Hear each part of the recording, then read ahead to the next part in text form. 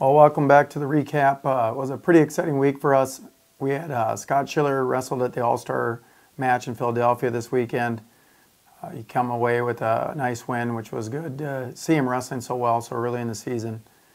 He wrestled last year's returning national champ, Cox.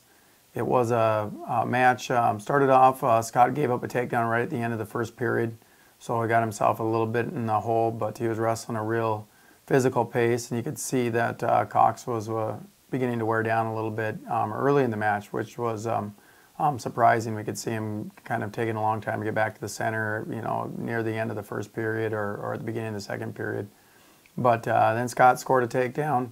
It went to overtime. Scott had a few opportunities to score in regulation that he was very close to scoring, which would have been nice, but he captured another single leg and scored a takedown in overtime, and so it was a good win for him. Obviously it's early, but that was one individual he never got a chance to compete against last year, so it was nice to wrestle him, and especially the pace that Scott wrestled. I think that's always a good thing when you get a chance to wrestle somebody and kind of let them feel your hands and feel your weight and feel the pace you're going to wrestle. It could be a good advantage for down the road. So, but it was a good win for him, and now we're moving forward. This weekend we got the Bison Open. This is exciting for the team. I know a lot of people are wondering about a couple of the weights there where things are up in the air as far as who's going to be the starter.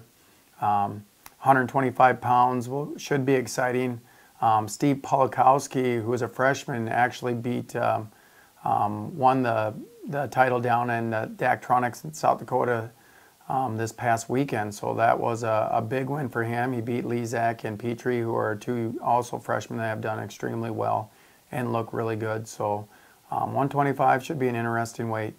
Sam Brankill will be competing there, and Jordan Bremer and Jordan Kingsley, so there'll be some really good matches there that from a staff standpoint we'll like to see how those guys will wrestle head to head. So also looking forward to the 149 and 165 that we've been talking about. So a lot of good matches. Our guys are getting their weight down. They look good. Everyone's healthy. So for the most part at this point in the week, we should almost have all of our guys there. And as far as the starting guys, returners, they're all going to be there this weekend. So it'll be a really good gauge for those guys. And we're excited. The season's underway.